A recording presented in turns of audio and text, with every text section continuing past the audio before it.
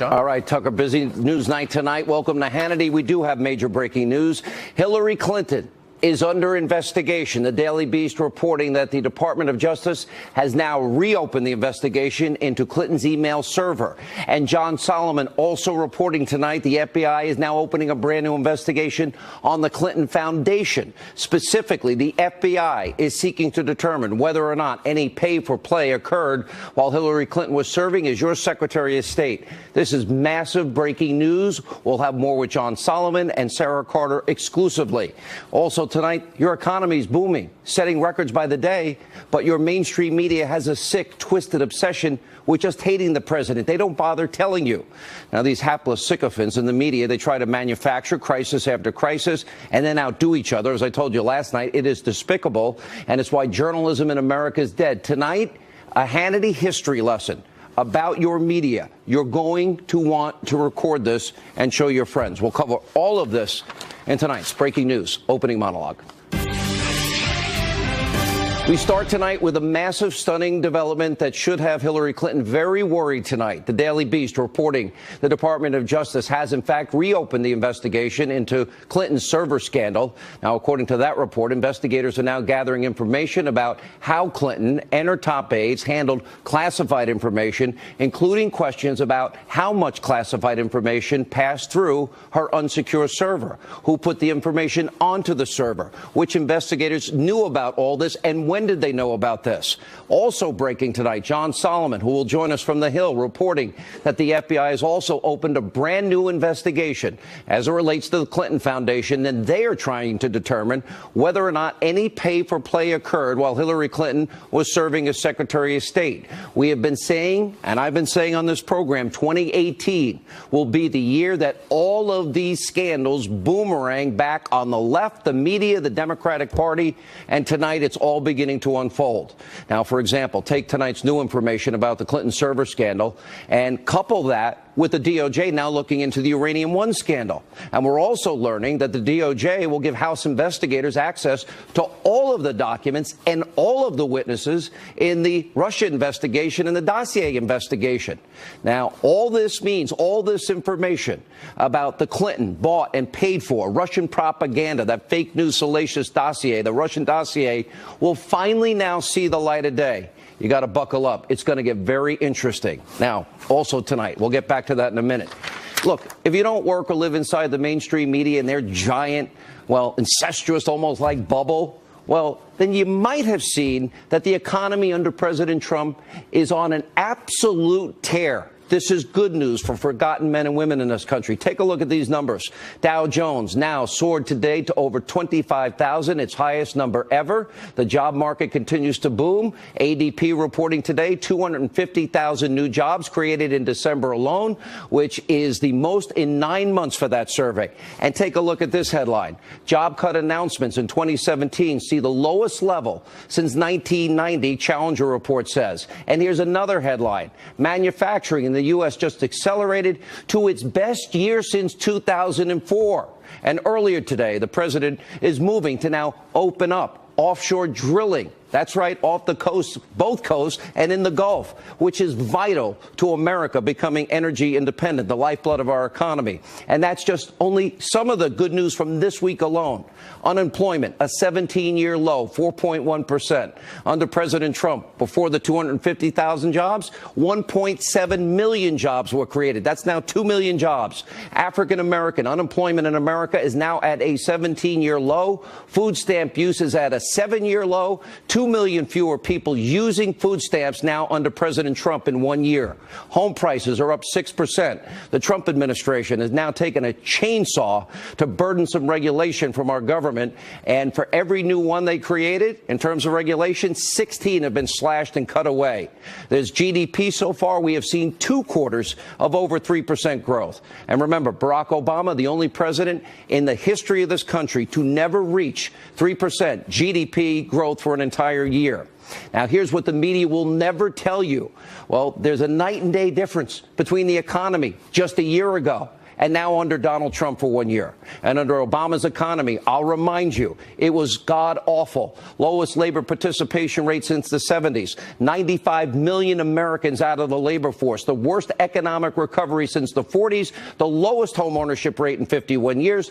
13 million more Americans on food stamps. 8 million more in poverty. 43 million total living in poverty under Obama. In just 1 year, the economy is now turning around, and that's before the $1.5 trillion historic tax cut even had a chance to take effect. All good news for us. And liberals, the media, they said, oh, the tax cuts are going to be terrible for the economy. It's only going to benefit corporations. By the way, corporations don't pay taxes. Turns out to be a big fat lie. They pass the cost on to us. Companies like, look, Bank of America, Wells Fargo, U.S. Bank, Southwest Airlines, and others, American Airlines, Fifth Third Bank, even Comcast, the parent company of Conspiracy TV, MSNBC. Wow. Because of the tax cut, they're giving their employees $1,000 bonuses and pay raises. Other companies have said they will invest now billions back into the U.S. economy, build factories and manufacturing centers, and hire new employees. Not to mention, you, the American people, will soon start to see money in your paychecks where it belongs. It's all because of what? This tax bill that the media said was god-awful. It just shows you how clueless and how the media lies to you daily, and frankly, how much they hate President Trump. They have this Trump-hating obsession, which I told you about last night, which means that they will do and say anything to try and hurt him on a daily basis. Let me tell you how it works, because I told you all about CNN. He actually called him a demented liar. And then Conspiracy TV, NBC, has to say, no, that's not enough. He's not only demented, he's deranged and a pathological liar. And they talk to each other. What we have now is a media so corrupt, they're all a bunch of sheep, they're brain dead, they're hypnotized, and it's like watching a horror movie unfold before our eyes. Remember, only days ago, the media wanted you to believe we were on the verge of nuclear war with North Korea. Well, why is that? Because unlike his predecessors, President Trump refused to be an appeaser and capitulate to the threats of Kim Jong-un and North Korea. Watch the media's hysterical coverage as they lie to you. President essentially daring the leader of nuclear-armed North Korea tonight to prove that his button works. This is our world now. 16 tweets today to start the new year, some of them deeply disturbing. These are the messages from a person who is not well, from a leader who is not fit for office. Trump needs to be medicated and hospitalized at this point, or he is going to just kill all of us. His recent tweet about North Korea and the nuclear button, the size of the nuclear button that has raised alarm bells, not just from Democrats, but from Republicans as well. Now, that frenzied display was 2 days ago from the media. White House Press Secretary Sarah Sanders slapped down the press for attacking the president. Good for her. Let's watch this. Should Americans be concerned about the president's mental fitness, that he appears to be speaking so lightly about threats regarding the nuclear button? I think the president and the people of this country should be concerned about the mental fitness of the leader of North Korea. He's made repeated threats. He's tested missiles time and time again for years. And this is a president who's not going to cower down and is not going to be weak and is going to make sure that he does what he's promised to do, and that's stand up and protect the American people. Understand, 48 hours ago, your media was losing their minds and predicting, potential nuclear fallout. Well, that was, of course, until Steve Bannon's comments about the president surfaced. Then the narrative magically shifts away and changes, and the world is going to end at any minute, and then they find a new best friend. That's right. Oh, let's see, a guy they've hated forever. They have uncontrollable glee that Steve Bannon, a guy that they hate, said something about the president. It just shows you how pathetic all of these people are. Now, look at how breathlessly they are covering the Bannon story. Did they ever tell you a single thing about the economy that's good? Anything that Trump's done good? If the dog bites, the bee stings. If you're feeling sad in the media's world, it's all Donald Trump's fault. Watch this. New revelations from a soon-to-be published book are rocking the Trump administration tonight, portraying President Donald Trump as a volatile and uncontrollable force within the White House. President Trump issued a statement like no presidential statement ever before in American history, lambasting his former campaign and White House senior strategist Steve Bannon in no uncertain terms. Now it seems Bannon has turned on his old boss. Bannon on the record saying things implicating him in the Russia probe, and that suggests Trump's oldest son and son-in-law committed treason. You now have Steve Bannon, the guy that they all would have had their arms around and had their thumbs up taking pictures 2 days ago. Now Steve Bannon is talking about treason. And that bombshell book rocking the White House, Michael Wolff's Fire and Fury Inside the Trump White House. It features blistering attacks on the president and his family from Steve Bannon, the strategist by Trump's side during the campaign and the early days in the White House. It has drawn a furious response from President Trump. This is how bad it is. Look at the graphic from CNN fake news Jake Tapper and what he used earlier today to talk about the new Michael Wolff book. Mental fitness? Really? Now, in a way, I feel sorry for fake news Jake. He has to take his marching orders from his Trump-hating, soon-to-be scandal-plagued boss, Jeff Zucker, who's best friends with Matt Lauer. The media could barely control themselves over the Bannon story, and you can bet they will drag this out as long as possible until the next crisis they create comes along. And if it's nuclear war coming, 2 days later, they'll forget about it. Here's the thing when it comes to the media in this country. Their biased, abusive attacks against this president are unprecedented. But you know what? In a way, they've always shown their liberal bias. The media has been an extension of the Democratic Party for decades. Here's the proof. They have a long history of breathless, hysterical reporting, but only when conservatives or Republicans are occupying the White House. The media's also bent over backwards to praise the presidents they so love, adore, and worship, like Bill Clinton and Barack Obama. People that appease murdering dictators and despots. Now, let's start with President Ronald Reagan. This is where our history lesson begins tonight. Back in 1984, you might remember, it was a microphone check. He was doing a weekly radio address that, he's going to destroy Russia with nukes. He was joking. Keep in mind, this was never in the actual real speech. Listen to this. My fellow Americans, I'm pleased to tell you today that I've signed legislation that will outlaw Russia forever. We begin bombing in 5 minutes. Okay. Of course, the audio was released. The media tried to make it into a huge, massive international crisis, even though it was a joke. Take a look back then how NBC News reacted. It was the joke heard around the world, the one by President Reagan about bombing the Soviet Union, and it resulted in a Soviet red alert, and it became a campaign issue in this country. By August 14th, the story became world news, a major item on Moscow television where the joke was not treated as a laughing matter. And look at this headline from the New York Times, Reagan's gaffe, and it only gets worse from there. The media couldn't stand the fact Ronald Reagan ended up by being strong, defeating the Soviet Union, and he didn't fire a single shot. And that started when Ronald Reagan called the communist regime what it really was, an evil empire. Take a look. They preach the supremacy of the state, declare its omnipotence over individual man, and predict its eventual domination of all peoples on the earth. They are the focus of evil in the modern world. So in your discussions of the nuclear freeze proposals, I urge you to beware the temptation of pride, the temptation of blithely declaring yourselves above it all and label both sides equally at fault, to ignore the facts of history and the aggressive impulses of an evil empire, to simply call the arms race a giant misunderstanding, and thereby remove yourself from the struggle between right and wrong and good and evil. Oh, he didn't give them billions of dollars. President Reagan was confronting evil in his time. But then it was way too much for the media, the liberal media, to handle, since they prefer the policies of, let's see, bowing and kissing rings and appeasement. Here's a quote from the New York Times describing Reagan's speech, quote, "In the long run, however, the greater danger lies in Mr. Reagan's vision of the superpower relationship as good versus evil and his near proclamation of holy war against an evil empire." Well, it turns out the so-called paper record, just like the rest of the liberal media, was completely wrong. If Reagan followed the media's advice, the Soviet Union, who knows, might still be standing. Next, remember George W. Bush. He labeled, rightly so, Iran, Iraq, and North Korea the axis of evil. You may remember this. North Korea is a regime arming with missiles and weapons of mass destruction while starving its citizens. Iran aggressively pursues these weapons and exports terror, while an unelected few repress the Iranian people's hope for freedom. Iraq continues to flaunt its hostility toward America and to support terror.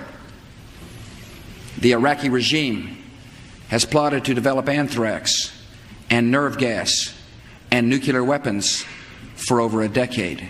States like these and their terrorist allies constitute an axis of evil, arming to threaten the peace of the world. How do you describe in the last century alone, let's see, over 100 million human souls destroyed? Is that not evil? Here are some of the headlines after George W. Bush's speech immediately thereafter. Response to terror has Bush overstated North Korean threat? Question mark. Allies hear sour note and axis of evil chorus. And even years later, the media is still attacking Bush's speech. Take a look at these examples from the Media Research Center. Up until that moment, Iran was cooperating with the United States on the border of Afghanistan. It was post 9/11. Iran was more or less an American ally. By being included in the axis of evil, it turned the Iranian government in a completely different direction. It was a turning point in American politics and in foreign policy. When Kim's father, Kim Il-sung, feared the U.S. would use nuclear weapons against his country, that historic fear was reinforced 50 years later when the U.S. labeled North Korea part of an axis of evil with Iran and Iraq. Kim Jong-il feared he would always be next after Iraq. The media eviscerated President Bush, but he was right. Now just take a look at Iran and North Korea today. Bush was able to see back then that they needed to be confronted head on. And as for the media, well, they can't stand the kind of tough and direct acknowledgement that America does have enemies, that there is evil in our time. And apparently they would rather their presidents bending down and kissing the rings and bowing and kissing the feet of murdering dictators. Let's go back to the early 1990s. Bill Clinton sucked up, groveling to Kim Jong-un's father, Kim Jong-il, and giving North Korea billions in energy subsidies, allowing North Korea to keep their nuclear fuel rods, and then goes on TV and tells you this is a great deal for the American people. What a lie that was. Take a look. This is a good deal for the United States. North Korea will freeze and then dismantle its nuclear program. South Korea and our other allies will be better protected. The entire world will be safer as we slow the spread of nuclear weapons. South Korea, with support from Japan and other nations, will bear most of the cost of providing North Korea with fuel to make up for the nuclear energy it is losing. And they will pay for an alternative power system for North Korea that will allow them to produce electricity while making it much harder for them to produce nuclear weapons. The United States and international inspectors will carefully monitor North Korea to make sure it keeps its commitments. Only as it does so will North Korea fully join the community of nations. Today we know his bribery or attempted bribery of dictatorship failed. Now, despite the obvious flaws back then with the deal with North Korea, the media praised Bill Clinton's efforts. They loved him. Watch this. Deal that could end the long-running crisis with North Korea over nuclear weapons. It could also ease tensions on the Korean Peninsula and open the way for normal relations between the U.S. and one of the world's last old-line, hard-line communist states. Beyond the details, North Korea seems to have made a fundamental decision that the Cold War is really over. Crucial inspections are being delayed 5 years while the rest of the deal is implemented. American officials say the delay is a small price to pay for getting North Korea to shut down its entire nuclear program. You know, you would think the media would learn from history, learn the lessons of history, but they didn't, because they're all a bunch of brain-dead sheep with an agenda. Back in 2015, just like President Clinton, we had President Obama proudly announcing a nuclear deal, $150 billion to the mullahs of Iran, threatening to blow us and wipe us off the face of the earth along with Israel. Watch this. Today, after 2 years of negotiations, the United States together with our international partners, has achieved something that decades of animosity has not: a comprehensive long-term deal with Iran that will prevent it from obtaining a nuclear weapon. This deal demonstrates that American diplomacy can bring about real and meaningful change, change that makes our country and the world safer and more secure. This deal is also in line with a tradition of American leadership. Total BS. Total stupidity. And what Obama forgot to mention, he gave the radical mullahs that are saying and chanting death to America in Iran, he gave them $150 billion of your dollars, plane loads of cash and other currencies. And Tehran, they're still allowed to keep and spin their centrifuges, which puts them on the path towards building a nuclear weapon once the deal runs out, just like North Korea. The media, they didn't care about any of this. They were quick to heap praise on Obama, the Peace Prize winner. The U.S. and world powers reaching a major agreement with Iran, blocking one of our biggest rivals from developing a nuclear weapon. The president is about to deliver a statement on this historic nuclear deal reached with Iran overnight. This agreement is supposed to freeze that country's pursuit of a nuclear weapon. Has the U.S. and its allies successfully blocked Iran from making a nuclear bomb, at least for now? But tonight, the United States could be entering a new era in its relationship with Iran. I think it begins to change the dynamics of a tense relationship of 36 years between Washington and Tehran. I think the deal provides more than the United States anticipated, and I think it could help prevent an arms race in the region that would be detrimental to not just the Middle East, but to the whole world. That's tonight's Hannity history lesson. It personifies your media in this country for who they are. They are afraid of strong leaders that dare to confront evil in our time. They are people that love capitulation and appeasement, even though it fails every single time. If you really want to know how the media wants a president to behave on the world stage, then take a look at this picture. Take a look right there. Oh, yeah. So what does our history lesson prove? The media has been and will continue to be mindless, liberal, left-wing, radical ideologues that no longer report the truth. They might only like President Trump if he sucked up to what? Radical mullahs in Iran and kissed Kim Jong-un's ring? Is that what and give them billions? Guess what? That's not something this president will do. We have big breaking news tonight from the Hill's John Solomon. Our top story, the FBI has launched a new investigation into the Clinton Foundation. This is something we have been calling for on this show. We have Sebastian Gorka, Geraldo Rivera with reactions. Stay with us. Busy night. This is a Fox News alert. It is not a good night for the Clintons. The Hill's John Solomon reporting tonight a new investigation into the Clinton Foundation has been opened by the FBI. Now, according to the report, investigators will be looking for any possible wrongdoing surrounding pay-to-play or other illegal activity while Hillary Clinton was serving as your Secretary of State. Also tonight, the Daily Beast reporting the DOJ is looking into Hillary Clinton's email server. John Solomon and Sarah Carter will join us in a minute. Here with reaction to the shocking news, as well as tonight's opening monologue, is the former deputy assistant to the president, Fox News contributor Sebastian Gorka, and Fox News correspondent at large, apparently co-host of The Five now, Geraldo Rivera. I've been watching you all week. This is huge news. They're now looking into the Clinton Foundation, and it's now confirmed.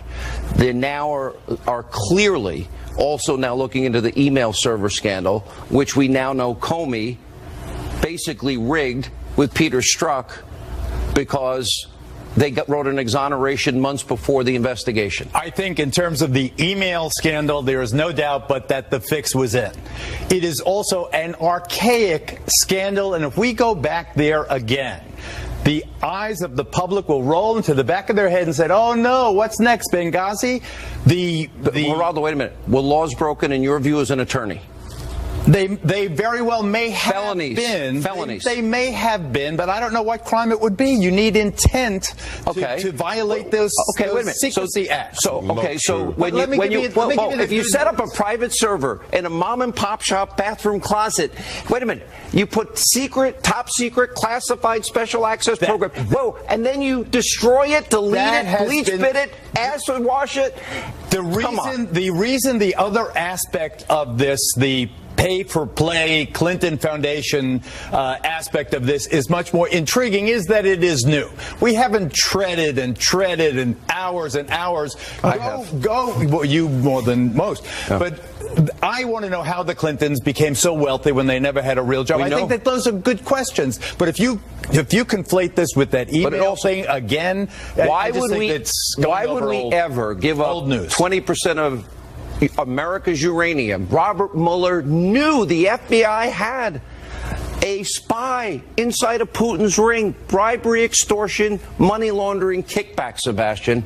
Sure. And then they still allowed CFIUS to sign off 9-0 across the board, and the money went right back to the Clinton Foundation, $150 million. Huge amounts. We've been waiting more than a year to find out if America is still a nation of the rule of law. And now Hillary's going to find out the answer to her own question: what difference does it make? And Geraldo, I didn't know you studied law, but I'll have to tell you something. As a former federal employee, intent is utterly irrelevant when it comes to the handling of classified materials in federal law. You do not need to be giving that information to a foreign agent. If you simply misplace it, you have committed a felony. It's one of the few aspects of federal law where intent is irrelevant. And that woman had at least 108 emails at the highest classification of the federal system on her private server. That's a felony, Geraldo. This is the way I totally disagree with the legal analysis, but let me make a much more important It's a fact, Geraldo. I have to make a much more important point.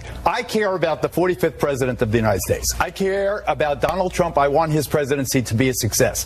I fear that he is not touting his strengths, as Sean alluded in the opening of this program. We have an economy now that is robust, that is booming, that is including everybody from the wealthy to the person, the urban person. So Hillary gets a pass. I want to tout that success. Black unemployment, 7-year low. I want to tout that success. I want to scream that from the rooftops. That positive message is what the American people are yearning to hear, not Hillary Clinton emails. What about equal justice? What do I care about Hillary Clinton? Equal justice under the law? Sebastian.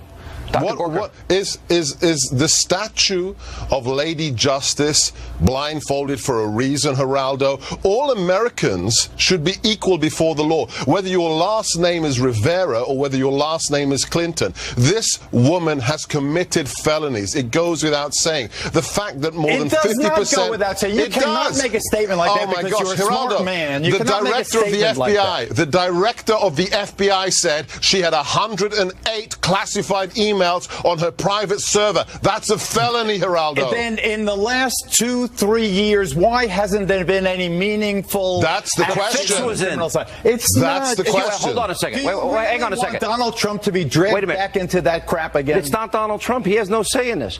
Why? And I ask you this. Why would Comey and Strzok, a Trump hater, be writing an exoneration months before they ever even interviewed the main people involved? With dozens of hostile eyes on Hillary Clinton's private email server, there has not been one scintilla of proof that any leak happened to a hostile party. Wait a minute. Our own Brett Baer, 99% certainty, 5 foreign agencies had access to that. Next question.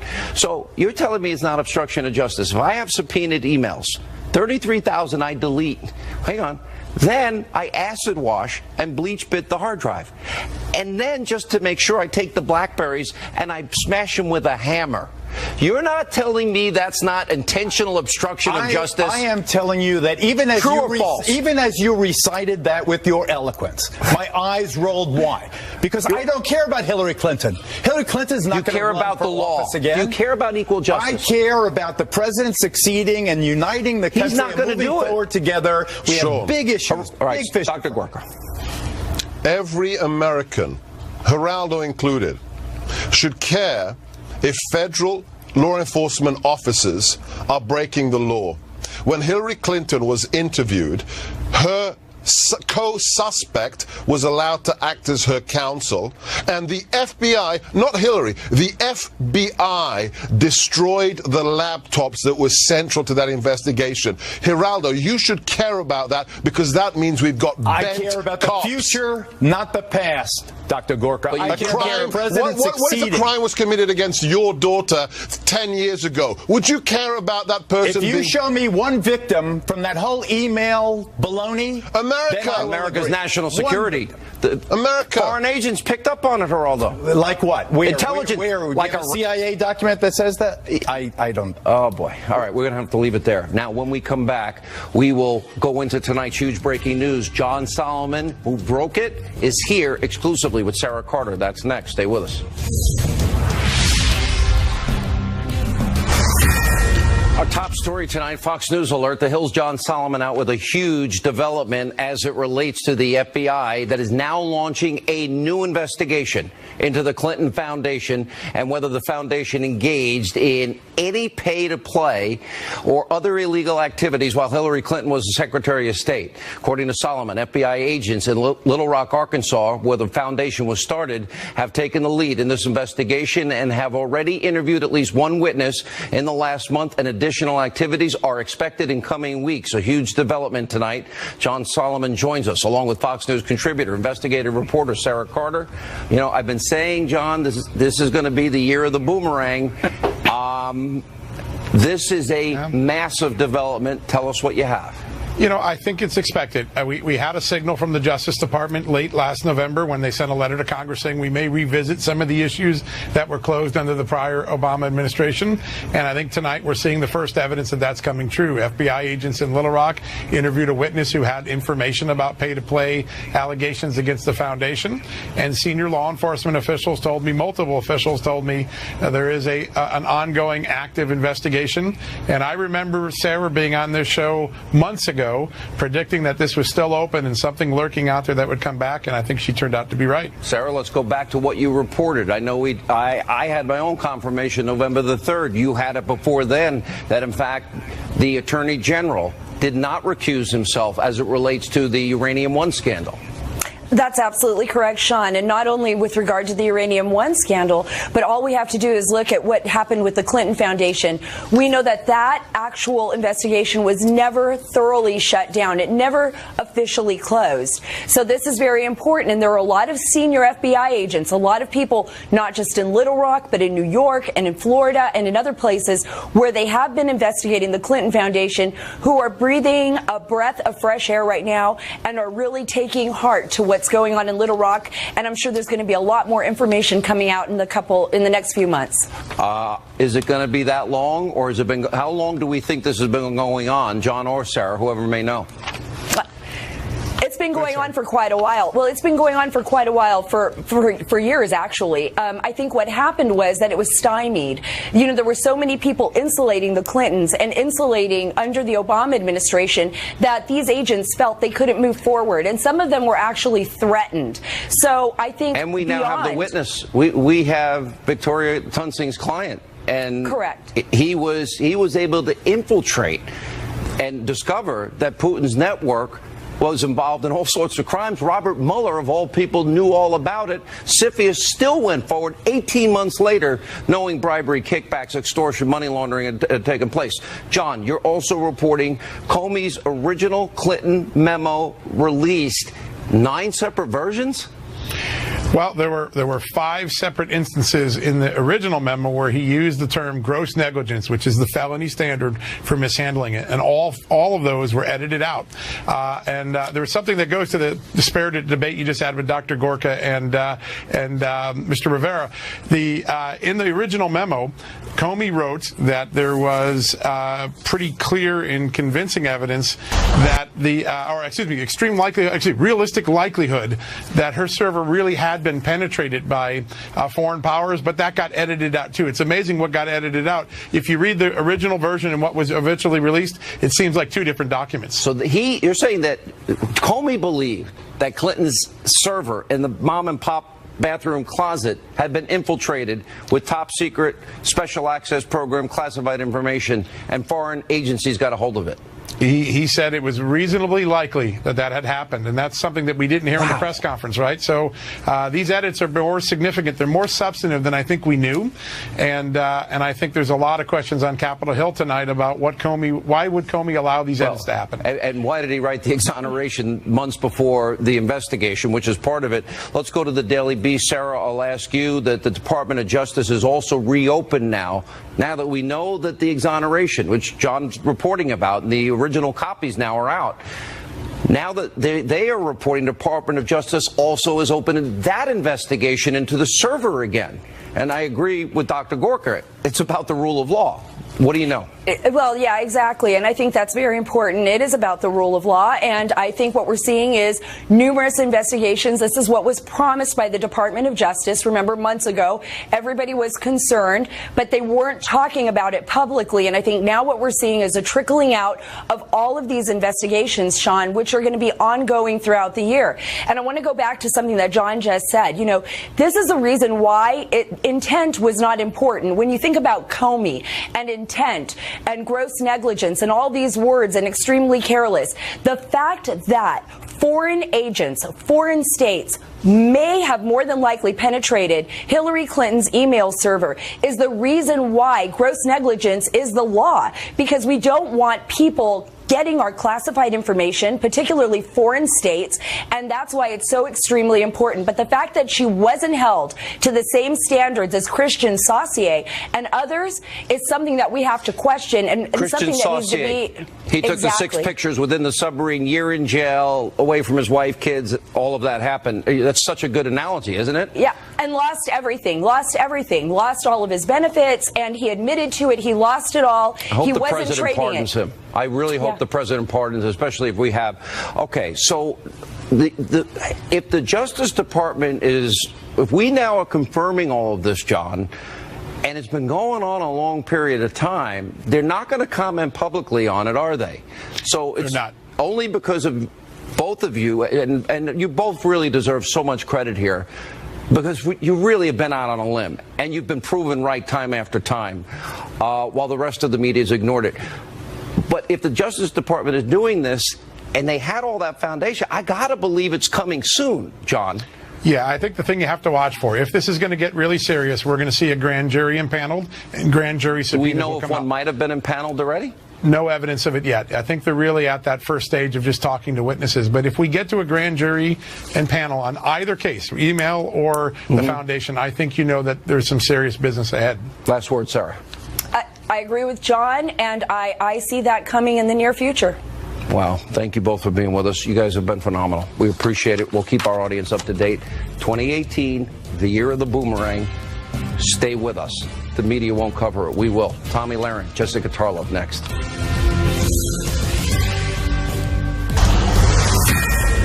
More breaking news tonight. We are following multiple breaking stories, including a bombshell report from The Hill revealing that the FBI is opening a new investigation into the Clinton Foundation, and also breaking. The Daily Beast reporting the Department of Justice has taken a fresh look at Hillary Clinton's private email server scandal. And according to the report, DOJ officials now are interested in finding out how much classified information was in fact sent over Clinton's server, who put that information into an unclassified environment, and how. They're also reporting they want to know which investigators knew about these matters and when did they know it. And in light of today's report, former senior advisor to Clinton, Felipe Reines, wrote on Twitter, quote, "This is definitely a political persecution." Really? Here with reaction, Fox News contributors Tomi Lahren, Jessica Tarlov. Happy New Year to both of you. Happy New Year. Okay, now here it is. You have to admit, James Comey, months before even investigating the email server scandal, is writing the exoneration. Now, and he had a special category for Hillary. It wasn't done by the field officers of the FBI.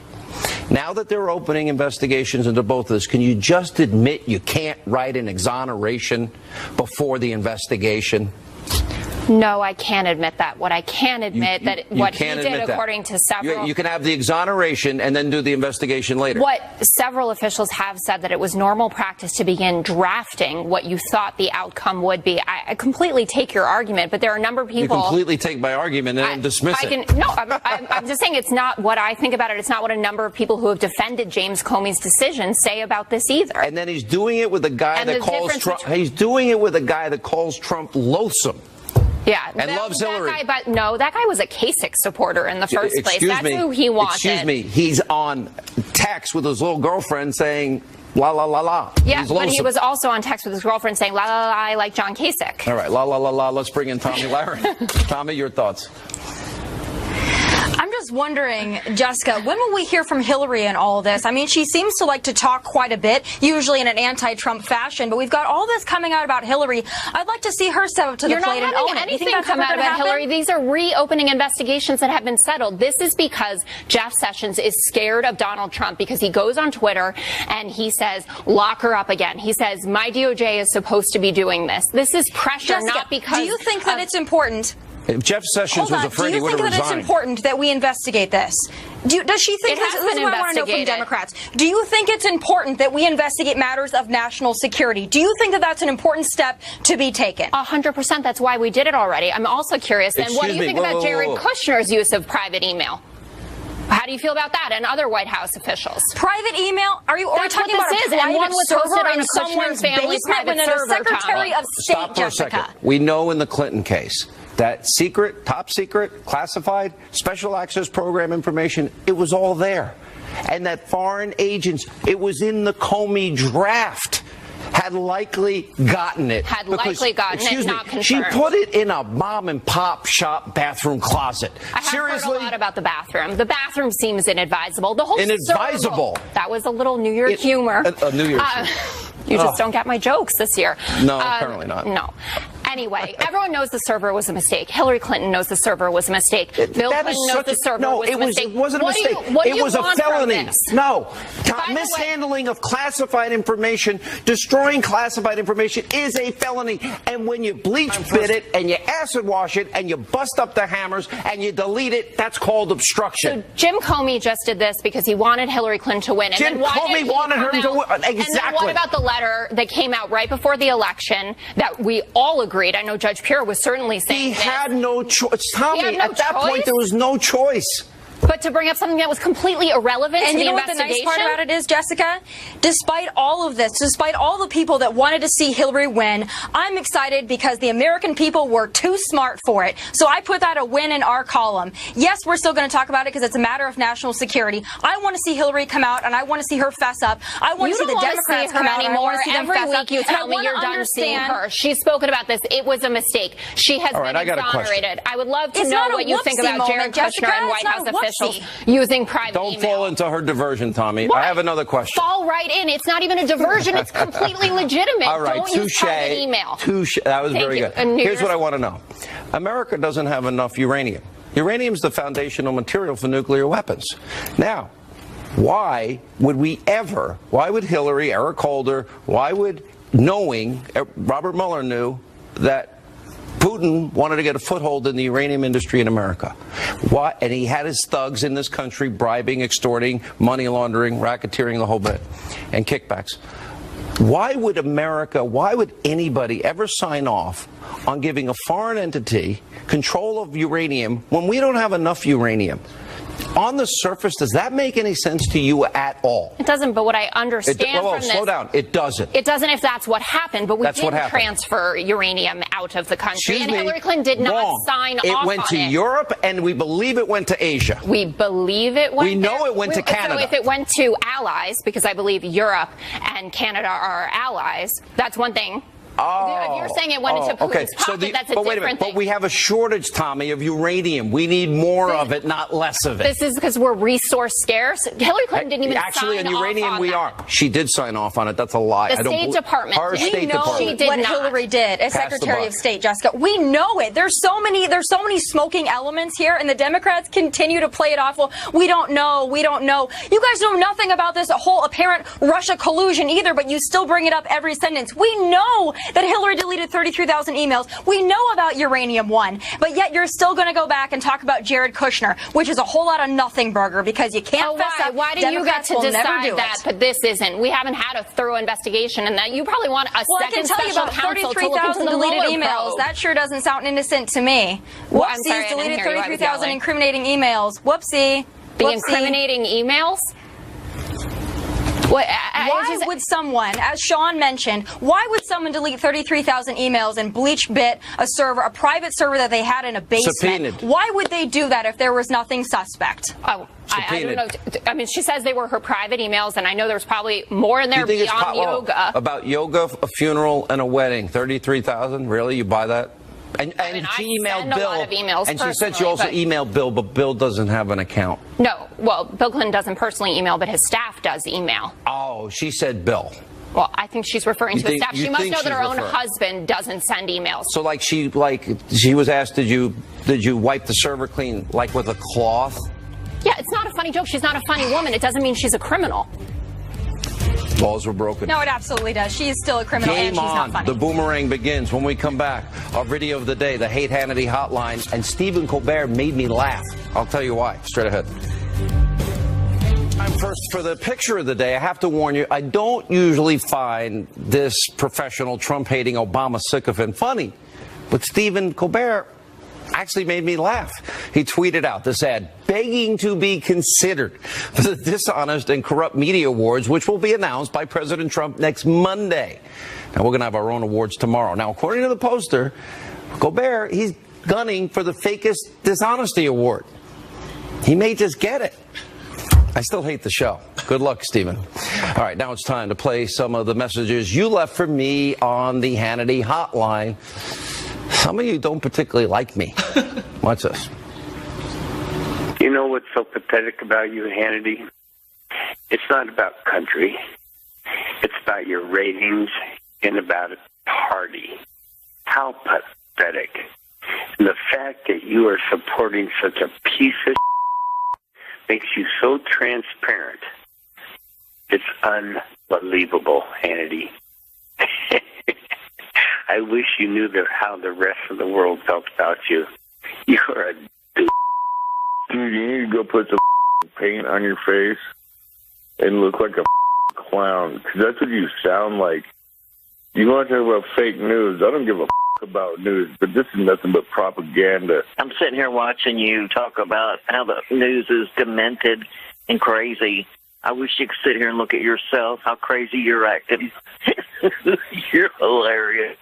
You're about to cry or maybe making fun of your president. Oh, your president's an idiot. You better face it, or he gets all of us killed. What's up with those evil laughs? By the way, to all of you, thank you for watching.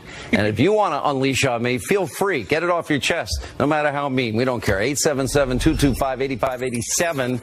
Remember, we will never be the fake news destroy Trump media.